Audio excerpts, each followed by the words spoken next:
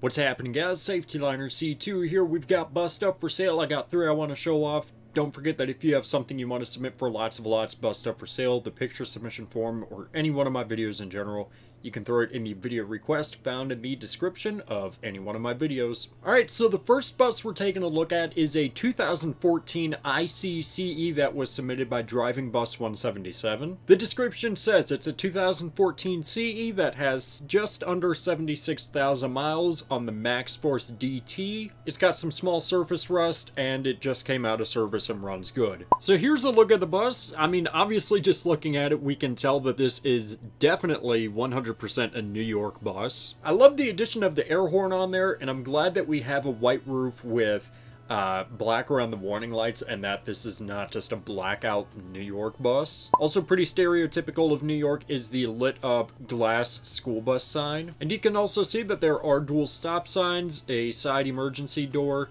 and some reflective tape on the bus. Here's a look at the back of the bus. As you can see, everything except for the 2 smaller brake lights are incandescent, which, you know, I would have liked to have seen LED, but hey, that's okay. And we've also got reflective tape throughout the back of the bus. Here is a look at the passenger side of the bus. There's not real much to see here. The bus overall looks to be in fairly decent condition from the exterior, but I do gotta say that the bus does look pretty faded. Here's a look at the driver's area of the bus. Again, it looks to be in pretty good condition, and we can see that there is the door control switch on the control panel, so it wouldn't be on the steering wheel. There's that odometer with 75,000 miles on it. A quick look inside the bus where all the seats look to be in really good condition, and it also appears that on the bottom of the back emergency door that there's some sort of mesh wiring or something. Here's just a couple different quick shots of the engine and a few shots of the tires. Overall, the bus appears to be in really good condition considering it's 9 years old. I hate that I just said it. 2014 bus is 9 years old, because I'm just old now, I guess. I didn't see any of the rust spots on the exterior of the bus.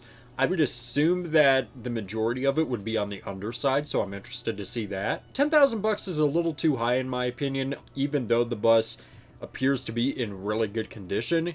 Those Max Forces were just not that great of engines. So I'm interested to see if that's going to continue life as a transportation vehicle or if it is going to be converted into a skoolie. Next up was a bus submitted by that one dude. It's a 2002 Freightliner FS65. It's got 217,000 miles on it with a Cat 3126 and air ride suspension, and has to be one of the sharpest FS65s I think I've ever seen. So the immediate thing to point out is just how much black is on here. We have tinted windows and black window posts, which is one of my favorite specs, and while I normally say it wouldn't belong on older buses, it kind of works. We can see that the black also extends to the top part of the entrance doors and the top part of the wheelchair lift. And of course we also have the black fenders as well as a black hood. And while I can't confirm it, the black fenders and a black hood is a pretty solid indication that this bus came from Minnesota. It says that the bus was in Pennsylvania but located in Northeast Maryland,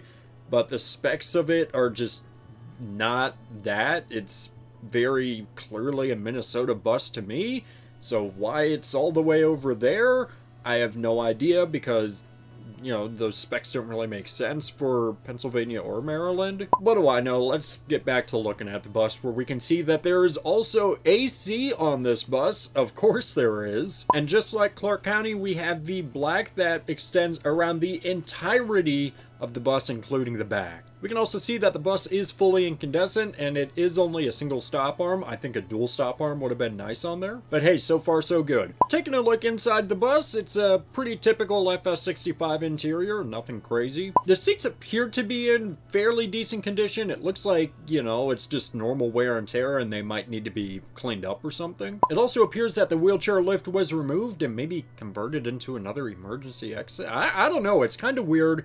It's definitely not an original emergency exit, but it kind of looks like that's what they did with it. I don't know. The stepwell has seen better days. If this is a Minnesota bus, it would kind of make sense with like the snow and stuff kind of like screwing it up. And the underside of the bus, I'm surprised, does not look worse than what it actually is. We don't know if the bus runs and drives, but considering the bus is in that good of condition, I'm going to assume that it does. And for $1,800, that is an absolute steal. What a great bus.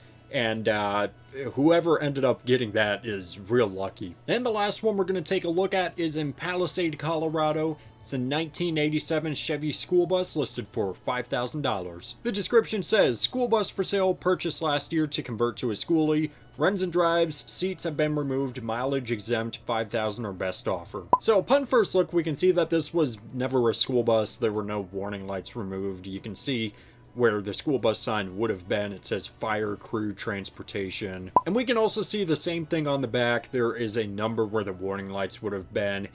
And, you know, no real indication that this was ever a school bus. I do gotta say, though, I absolutely love the color on here. It almost looks like a 50s Chevy type color. And John and Adam and I were kind of talking about this exact color recently, and John brought up that that would be a real good color for school bus seats, and I happen to agree, but that's off topic. Coming into the bus, we can see that there is a jackknife door. You know, that's pretty standard for Wayne's, and it just needs a cleanup on the inside. The seats on the floor were removed. There appears to be a bunch of spare parts in the back, and we can also see that there are grab rails overhead. And if we take a look in the back, we can also see that there are some poles back there and a mirror above that left side back window. And the reason for that is something you don't really see too often. There's a back door on this bus. This is a very, very, very hard to find option, obviously, because, you know, why would you need two doors on a bus, except for if we are doing something like transporting a fire crew where you need to get on and off the bus quickly, or obviously some sort of shuttle or whatever, but we saw a fire crew at the top. And it also appears that above the emergency door there might have been a light bar there at one point. So this is a very unique option, very cool. Just a couple other things to note. We can see that there are red arrow turn signals on there. I don't prefer the red arrow turn signals, but they are arrow turn signals, so I'll give them half credit. We can also see that that back rim appears to not be in the greatest condition. It looks like it may have been sitting for a little bit, but yeah. $5,000, you know, I wish that the seats and the floor were still in the bus. That would certainly help with the price. But, you know, it runs and drives apparently. I'd like to see how well it does. And, you know, if it runs, drives great, and, you know, maybe we can find some seats somewhere or something, then hey, that's a pretty freaking cool bus right there. But anyways, those are the three that I wanted to show off. And don't forget, as always, let me know in the comments below if you had the time, money, resources, whatever you would need to get one of these buses and make it your own, which one would you choose? I'm kind of torn between the FS65 because it's just a beautiful bus. It went for a decent price and it appears to be in pretty good condition overall. Or the Wayne, because the Wayne is just... you don't see many back doors on buses, and that's especially on a Wayne, I feel like that's just a very uncommon option on there, more so than other manufacturers. So I'm kind of torn between the two, and I think I'd be okay with the flip of a coin. But anyways, like I said, throw your answers in the comments below, and don't forget that if you have something you want to submit for lots of lots, bus stuff for sale, the picture submission form, or any one of my videos in general, you can find the video request form in the description of any one of my videos. But anyways, that's going to do it for this video, guys. Thank you so much for watching. I always do appreciate it. Make sure you subscribe right down here. It's a magical white button that says you are now subscribed to Freightliner C2. Make sure you comment up here, down here, over here, or over here. I don't know where they put it, I don't care where they put it.